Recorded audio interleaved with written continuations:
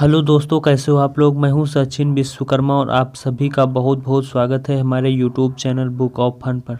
तो दोस्तों, आज की इस वीडियो में जनरल साइंस के विषय में बहुत ही ज़्यादा खास और इम्पोर्टेंट क्वेश्चंस मैं डिस्कस करने जा रहा हूं, जो कि आपकी परीक्षा की दृष्टि से बहुत ही ज़्यादा इम्पोर्टेंट होने वाले हैं। दोस्तों, खासकर वैसे तो ये जो मैंने वीडियो बनाई है यूपी लेखपाल सन 2022 के लिए बनाई है, बट दोस्तों ये जो क्वेश्चंस हैं वो किसी भी एग्ज़ाम में पूछे जा सकते हैं, क्योंकि ये बिल्कुल ही साइंस के बेसिक क्वेश्चंस हैं जो आपने अभी तक 12th तक शायद कभी न कभी ज़रूर उनको पढ़ा होगा। तो दोस्तों, बिना टाइम को ख़राब किए चलिए स्टार्ट करते हैं और पढ़ते हैं ये सारे के सारे क्वेश्चंस। तो दोस्तों, आज का पहला प्रश्न है, प्रतिरोध की एसआई इकाई है। तो दोस्तों, जो प्रतिरोध की एसआई इकाई है वो है ओम, इसलिए आपका ऑप्शन नंबर बी सही हो जाएगा। तो दोस्तों, चलते हैं अगले प्रश्न की तरफ। अगला प्रश्न है, जब लोहे की कील को जंग लग जाए तो कील का वजन बढ़ता है या फिर घटता है, या फिर ना तो बढ़ता है ना ही घटता है, या फिर इनमें से कोई नहीं। तो दोस्तों, इसका जो सही जवाब है वो है ऑप्शन नंबर ए, जब लोहे में जंग लगती है तो उसका जो भार है वो बढ़ जाता है। चलते हैं दोस्तों अगले प्रश्न की तरफ। अगला है, रिएक्टर स्केल की तीव्रता मापने के लिए उपयोग में लाया जाता है। भूकंप, ज्वालामुखी, विस्फोट, सुनामी, हार्नेडो, किसकी तीव्रता नापने में जो है इसका उपयोग किया जाता है। तो भूकंप की तीव्रता मापने में जो है रिएक्टर स्केल का उपयोग किया जाता है, इसलिए ऑप्शन नंबर एक आपका सही हो जाएगा। अगला दोस्तों प्रश्न है आज का, दिशा सूचक यंत्र कंपास की सुई हमेशा किस दिशा की ओर संकेत करती है। तो दोस्तों, हमेशा जो है उत्तर दिशा की तरफ संकेत करती है, इसलिए आपका ऑप्शन नंबर बी करेक्ट जवाब हो जाएगा। अगला क्वेश्चन है दोस्तों, निम्नलिखित में से कौन सा यांत्रिक ऊर्जा के विद्युत ऊर्जा में परिवर्तन का उदाहरण नहीं है। तो दोस्तों, इसका नंबर जो है डी वाला सही हो जाएगा, सौर बिजली संयंत्र ये जो है नहीं है, क्योंकि दोस्तों जो डायनेमो है वो तो दोस्तों यांत्रिक ऊर्जा को जो है विद्युत ऊर्जा में कन्वर्ट करता है। वही पवन टरबाइन जो होती है, हवा से मोटर घूमता है तो जो है यांत्रिक ऊर्जा को जो है विद्युत ऊर्जा में कन्वर्ट कर देता है। वही दोस्तों पन बिजली संयंत्र भी काम करता है, बट दोस्तों सौर बिजली संयंत्र जो है वो किसी भी यांत्रिक ऊर्जा को विद्युत ऊर्जा में कन्वर्ट नहीं करता है, इसीलिए आपका ऑप्शन नंबर डी सही जवाब हो जाएगा। चलते हैं दोस्तों अगले प्रश्न की तरफ। आज का अगला बहुत ही शानदार क्वेश्चन है, आर्द्रता मापने के लिए निम्नलिखित में से किस उपकरण का प्रयोग किया जाता है। तो दोस्तों, यहाँ पर सीलिंग साइक्रोमीटर का उपयोग किया जाता है आर्द्रता नापने के लिए। तो दोस्तों, इसका जो सही जवाब हो जाएगा ऑप्शन नंबर सी जो है सही जवाब हो जाएगा। चलते हैं दोस्तों अगले प्रश्न की तरफ। अगला प्रश्न है, जब प्रिज्म द्वारा प्रकाश का प्रक्षेपण किया जाता है तो जिस रंग का न्यूनतम विचलन होता है वह कौन सा होता है। तो दोस्तों, इसका जो सही जवाब है वो है लाल, क्योंकि दोस्तों लाल जो कलर है इसका विचलन जो है बहुत ही कम होता है। और दोस्तों एक विबग्योर का जो फार्मूला होता है, विबग्योर इसका जो ये वी है, ये वायलेट कलर के लिए इसका जो विचलन है सबसे अधिकतम होता है, और रेड कलर का जो है विचलन जो है सबसे कम होता है। तो ये क्रम आपको याद रखना है, घटते क्रम का होता है ये। चलते हैं दोस्तों अगले प्रश्न की तरफ। अगला प्रश्न है, बिजली से सप्लाई की जाने वाली वोल्टेज को स्थिर करने के लिए प्रयोग में लाई जाती है। तो दोस्तों, इसका जो सही जवाब है वो है दोस्तों ट्रांसफार्मर, ऑप्शन नंबर बी आपका करेक्ट जवाब हो जाएगा। चलते हैं दोस्तों अगले प्रश्न पर। अगला प्रश्न है दोस्तों, निम्नलिखित में से किस जगह जी का मान सर्वाधिक होता है। तो दोस्तों, यहाँ पर जो है अंटार्कटिका में किसी स्थान पर जो है स्मॉल जी का मान सबसे अधिक होता है, और सबसे कम दोस्तों चंद्रमा पर होता है, आपको याद रखना है। चलते हैं दोस्तों अगले प्रश्न पर। अगला दोस्तों प्रश्न है, यदि किसी गेंद को ऊर्ध्वाधर रूप से फेंका जाए तो गुरुत्वीय त्वरण जो है किस दिशा में होगा आपको, या फिर क्या होगा बताना है। तो इसका जो आपका सही जवाब है ऑप्शन नंबर ए है, क्योंकि गेंद की गति की विपरीत दिशा में होगा। गुरुत्वीय जो त्वरण है वो जो है गेंद की गति की विपरीत दिशा में होगा। ये दोस्तों आपका जो है सही जवाब हो जाएगा। चलते हैं दोस्तों अगले प्रश्न की तरफ। अगला दोस्तों 11वें नंबर का प्रश्न है, निम्नलिखित में किसका संवहन तरंग द्वारा एक जगह से दूसरी जगह तक किया जाता है? तरंग, संवहन तरंग द्वारा दोस्तों। तो जो इसका सही जवाब है वो है ऊर्जा द्वारा।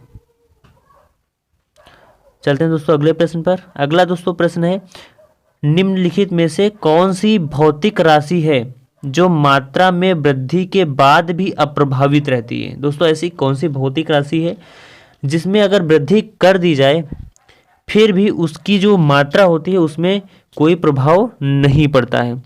तो दोस्तों इसका जो है ऑप्शन हो जाएगा डी करेक्ट जवाब, घनत्व। चलते हैं दोस्तों अगले प्रश्न पर। अगला दोस्तों प्रश्न है,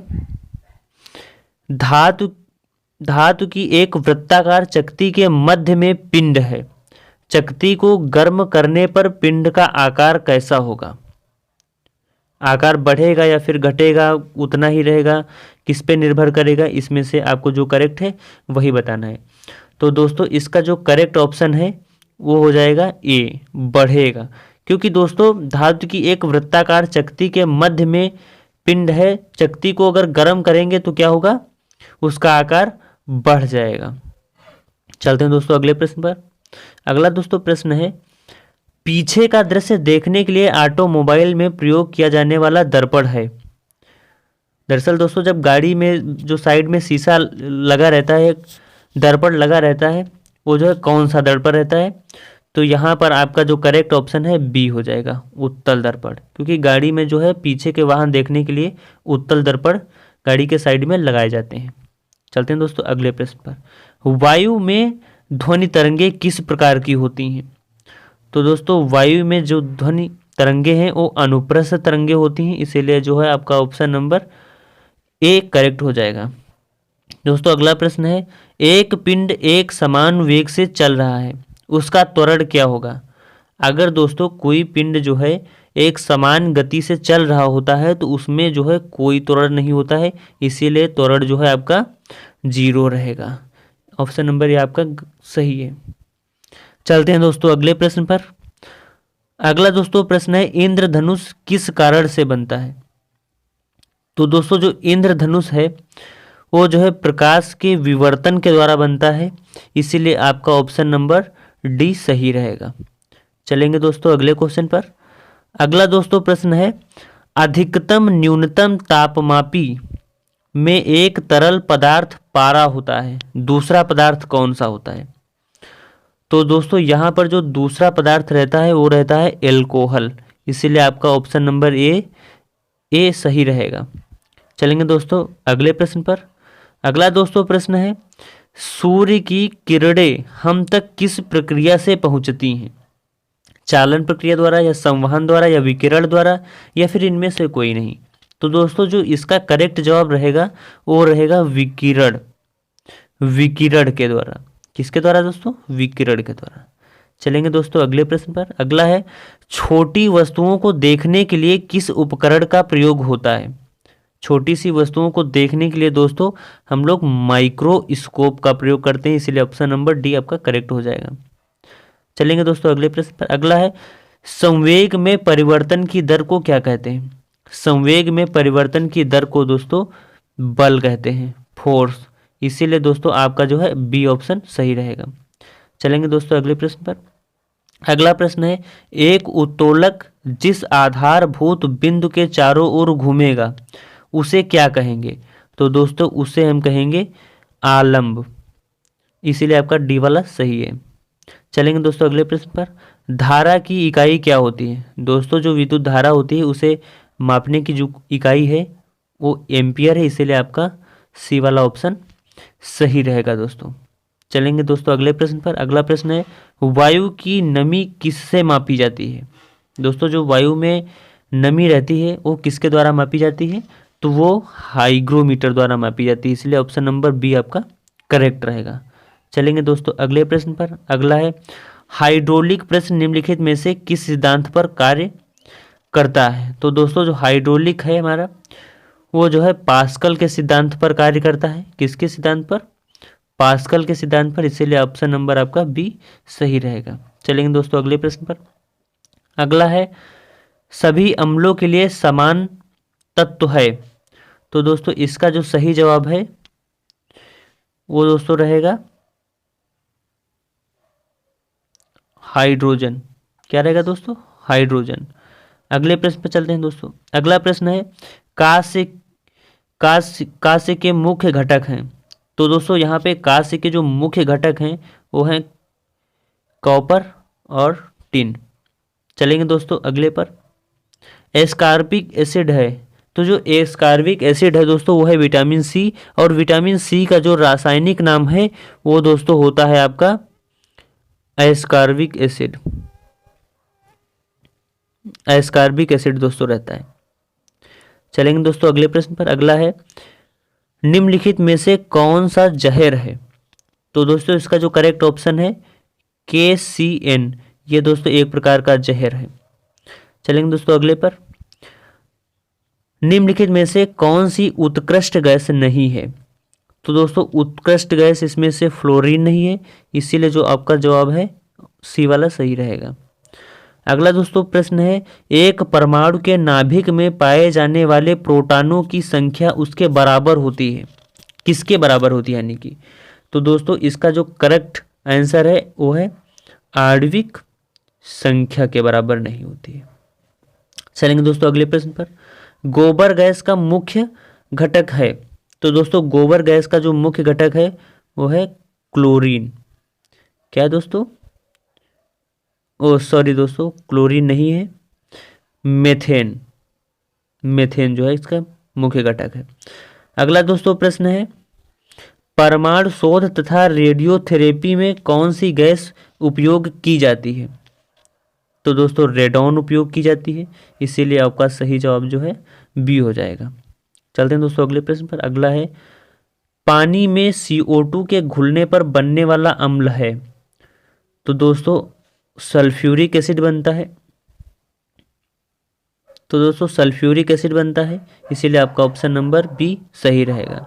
चलते हैं दोस्तों अगले प्रश्न पर। अगला प्रश्न है, मिठाइयों को सजाने के लिए किस धातु की पतली परत का उपयोग करते हैं? तो दोस्तों इसका जो करेक्ट जवाब रहेगा वो रहेगा बी, चांदी। चलते हैं दोस्तों अगले प्रश्न पर। अगला प्रश्न है दोस्तों, Fe3O4 में लौह की संयोजकता प्रदर्शित होती है। तो दोस्तों जो है इसमें लोहे की जो है वो 2 और 3 द्वारा प्रदर्शित होती है, इसीलिए दोस्तों आपका ऑप्शन नंबर सी सही है इसका।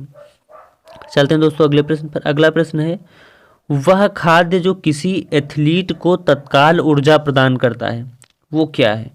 तो दोस्तों इसका जो करेक्ट ऑप्शन है वो है ग्लूकोज, ऑप्शन ए सही जवाब होगा आपका। अगला दोस्तों प्रश्न है, निम्नलिखित में से किस एक की चतुष्फल की संरचना नहीं है? किसकी नहीं है चतुष्फल की संरचना? तो दोस्तों इसका जो करेक्ट आंसर है वो है अमोनिया, क्योंकि दोस्तों अमोनिया का जो इसकी संरचना है वो चतुष्फल की नहीं होती है। अगले पर दोस्तों चलते हैं। अगला प्रश्न है, बर्तन बनाने में प्रयुक्त जर्मन सिल्वर एक मिश्र धातु है। तो दोस्तों इसका जो करेक्ट जवाब है वो है option number B, copper, zinc, nickel. चलते हैं दोस्तों अगले प्रश्न पर। अगला दोस्तों बहुत ही इंपॉर्टेंट प्रश्न है, उत्कृष्ट धातु को घोलने के लिए निम्नलिखित में से प्रयोग किया जाता है। तो उत्कृष्ट धातुओं जो होती हैं उनको घोलने के लिए जो है एक्वा रेजिया का उपयोग किया जाता है, इसीलिए आपका ऑप्शन नंबर डी जो है करेक्ट हो जाएगा। अगला दोस्तों प्रश्न है, निम्नलिखित में से कौन सी धातु नहीं है? इसमें से कौन सी धातु नहीं है आपको ये बताना है। तो दोस्तों ये Br जो है धातु नहीं होती है, बाकी सोडियम, मैग्नीशियम, ये सब धातुएं हैं हमारी। चलते हैं दोस्तों अगले प्रश्न पर। अगला प्रश्न है, शुद्ध जल का पीएच मान कितना होता है? तो दोस्तों जो हमारा शुद्ध जल होता है उसका पीएच मान 7 रहता है। चलते हैं दोस्तों अगले प्रश्न पर। अगला दोस्तों प्रश्न है, न्यूट्रॉन की खोज की थी। तो दोस्तों न्यूट्रॉन की जो खोज है वो जो है जेम्स चैडविक ने की थी, इसीलिए आपका ऑप्शन नंबर बी सही हो जाएगा। और दोस्तों मैं आपको बता दूं, जो प्रोटॉन है, प्रोटॉन, इसकी जो है दोस्तों खोज रदरफोर्ड ने की थी। किसने की थी? रदरफोर्ड ने। और जो है इलेक्ट्रॉन की खोज किसने की थी? इलेक्ट्रॉन की दोस्तों खोज की थी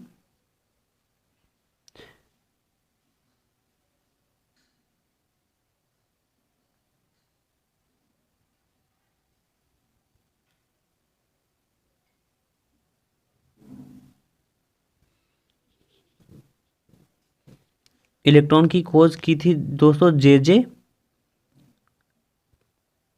इलेक्ट्रॉन की खोज की थी दोस्तों जे थॉमसन ने। चलते हैं दोस्तों अगले प्रश्न पर। अगला प्रश्न है, निम्नलिखित में से कौन सी विटामिन जल में घुलनशील है? तो दोस्तों यहाँ पर जो करेक्ट आपका ऑप्शन रहेगा वो रहेगा ए, विटामिन बी, क्योंकि दोस्तों विटामिन बी जो है वो जल में नहीं घुलती है, सॉरी दोस्तों, जल में घुल जाती है। चलते हैं दोस्तों अगले प्रश्न पर। अगला आज का बहुत ही इंपॉर्टेंट प्रश्न है, इन सभी में से कौन सा परिवर्तन रासायनिक परिवर्तन है? तो दोस्तों इसका जो है लोहे का जंग लगना एक जो है रासायनिक परिवर्तन है, इसीलिए दोस्तों ये वाला आपका सही रहेगा। चलते हैं दोस्तों अगले पर। चांदी। तो दोस्तों चांदी क्या है? तो चांदी जो है एक विद्युत की सुचालक है, इसीलिए दोस्तों आपका ऑप्शन नंबर बी सही रहेगा। चलेंगे दोस्तों अगले प्रश्न पर। अगला प्रश्न है, आवर्त सारणी में सबसे हल्का तत्व है? तो दोस्तों आवर्त सारणी में जो है लिथियम, लिथियम जो है सबसे हल्का तत्व है। चलेंगे अगले प्रश्न पर दोस्तों। आज तक ज्ञात सभी प्राकृतिक पदार्थों में सर्वाधिक कड़ा पदार्थ है? तो इसका जो करेक्ट जवाब हो जाएगा दोस्तों हो जाएगा हीरा, क्योंकि दोस्तों इस धरती पे सबसे अगर कठोर कोई चीज है तो वो है हीरा। चलेंगे दोस्तों अगले प्रश्न पर। अगला प्रश्न है दोस्तों, लाल तप्त कोर पर भाप प्रभावित करने पर होता है? तो दोस्तों अगर हम लाल तप्त कोर पर भाप को प्रवाहित करते हैं तो जो है जल गैस बन जाता है। चलेंगे दोस्तों अगले प्रश्न पर। अगला प्रश्न है, डीडीटी का उपयोग है?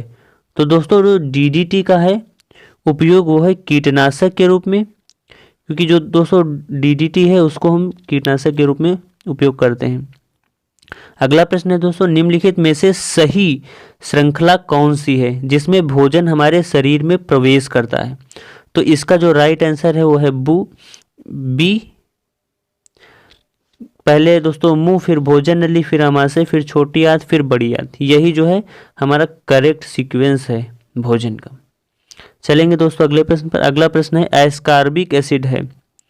तो दोस्तों जो एस्कॉर्बिक एसिड है वो है विटामिन बी का रासायनिक नाम।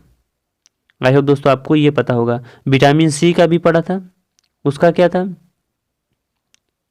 उसका था एस्कॉर्बिक, और विटामिन बी का एक कार्निक। ये दोस्तों आपको दोनों याद रखने हैं, बहुत ही इंपॉर्टेंट है। अगला दोस्तों प्रश्न है, निम्नलिखित में से सबसे व्यस्त मानव अंग कौन सा है? तो दोस्तों जो हमारा हृदय होता है, दिल होता है, वही जो है सबसे व्यस्त अंग रहता है इंसान का। चलेंगे दोस्तों अगले प्रश्न में। अगला प्रश्न है, मानव के केंद्रीय तंत्रिका तंत्र में सम्मिलित है? तो इसका जो दोस्तों करेक्ट ऑप्शन हो जाएगा वो हो जाएगा सी, मस्तिष्क और मेरुरज्जु। अगला दोस्तों प्रश्न है, कोशिका की खोज की गई? तो दोस्तों जो कोशिका की खोज है वो रॉबर्ट हुक ने की थी, इसीलिए ऑप्शन नंबर आपका ए सही रहेगा। चलेंगे दोस्तों अगले प्रश्न पर। अगला प्रश्न है, पेनिसिलिन के जैव प्रतिरोधी गुणधर्मों की खोज की गई? तो इसका दोस्तों जो सही जवाब है वो है लुईस पास्चर। पेनिसिलिन के जैव प्रतिरोधी गुणधर्मों की खोज की गई अलेक्जेंडर फ्लेमिंग के द्वारा। किसके द्वारा? अलेक्जेंडर फ्लेमिंग के द्वारा, इसीलिए आपका ऑप्शन सी सही है। चलेंगे दोस्तों अगले प्रश्न पर। अगला प्रश्न है, हाइड गोकोविया संबंधित है? तो हाइड गोकोविया संबंधित है, किससे संबंधित है दोस्तों? तो ये जो है रेबीज से संबंधित है। रेबीज से, इसलिए आपका ऑप्शन सी सही है। अगला दोस्तों प्रश्न है, घेंघा की कमी से कौन सा रोग होता है? दोस्तों घेंघा किसकी कमी के कारण होता है? तो दोस्तों आयोडीन की कमी के कारण होता है, इसीलिए आपका ऑप्शन नंबर बी सही है। अगला दोस्तों प्रश्न है, अस्थि सुसरता ऑस्टियोपोरोसिस किसकी कमी से होता है? तो दोस्तों ये जो है कैल्शियम की कमी से होता है, इसीलिए आपका ऑप्शन डी सही है। अगला दोस्तों प्रश्न है, क्वाशियोरकार बीमारी की कमी के कारण होती है? तो दोस्तों इसका जो सही जवाब है वो है प्रोटीन, क्योंकि दोस्तों क्वाशियोरकार जो बीमारी है वो प्रोटीन की कमी से होती है। अगला दोस्तों प्रश्न है, जीन है, जीन क्या है दोस्तों? तो इसका जो सही जवाब है वो है दोस्तों आनुवंशिकी इकाई, इसीलिए दोस्तों आपका आनुवंशिकी की इकाई, इसीलिए आपका जो है ऑप्शन बी करेक्ट हो जाएगा। अगला दोस्तों प्रश्न है, प्रश्न नंबर 62, हृदय घात का कारक है? तो इसका जो दोस्तों सही जवाब होएगा वो होएगा कोलेस्ट्रॉल, ऑप्शन नंबर बी सही है आपका। अगला प्रश्न है, मानव मस्तिष्क का सबसे बड़ा भाग है?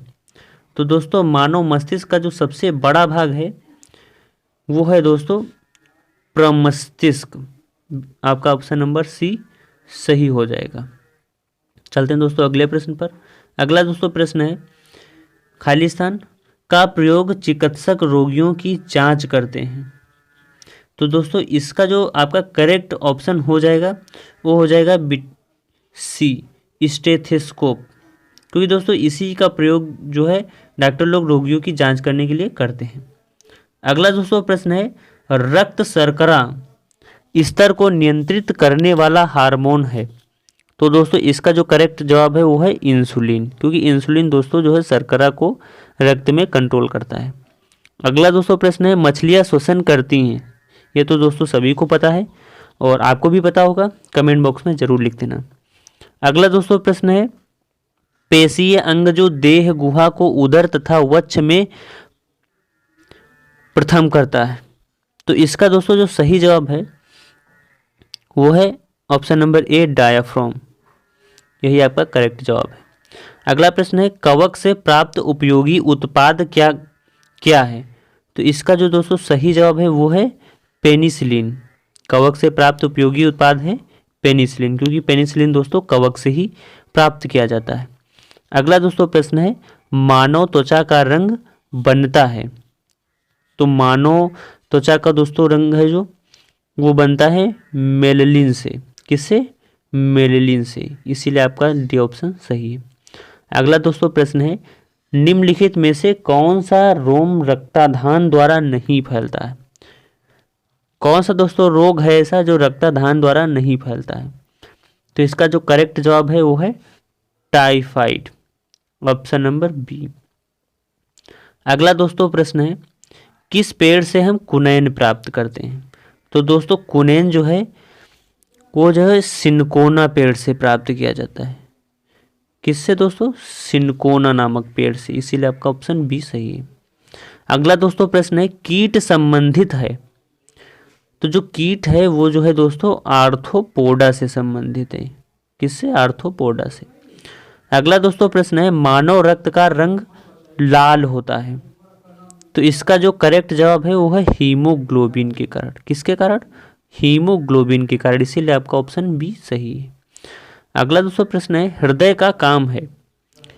तो दोस्तों हृदय का जो काम है रुधिर को शरीर के विभिन्न अंगों में पहुंचाना, यही दोस्तों हृदय का जो है काम है, इसीलिए आपका ऑप्शन नंबर डी सही है। आज का दोस्तों लास्ट और बहुत ही ज़्यादा इम्पोर्टेंट क्वेश्चन, यदि पृथ्वी पर कोई जीवधारी न हो तो वायुमंडल में ऑक्सीजन की मात्रा अगर कोई ना भी हो तब भी जो है ऑक्सीजन की मात्रा दोस्तों यथावत रहेगी, यानी कि जितनी अभी है उतनी तब होती जब हम लोग नहीं रहते यहाँ पर। तो दोस्तों इसका ऑप्शन नंबर ए जो है करेक्ट जवाब हो जाएगा। आई होप दोस्तों ये वीडियो आपको अच्छी लगी होगी और ये जो है विज्ञान के जितने भी बेसिक क्वेश्चंस हैं वो सारे के सारे मैंने इसमें डिस्कस कर दिए हैं। अगर कोई डाउट है तो कमेंट सेक्शन में लिखें। अगर वीडियो पसंद आए तो अपने दोस्तों में ज़रूर शेयर करें। और हाँ, अगर आपने अभी तक चैनल को सब्सक्राइब नहीं किया तो सब्सक्राइब करके बेल आइकन जरूर प्रेस कर लेना। मिलते हैं दोस्तों अगले वीडियो में।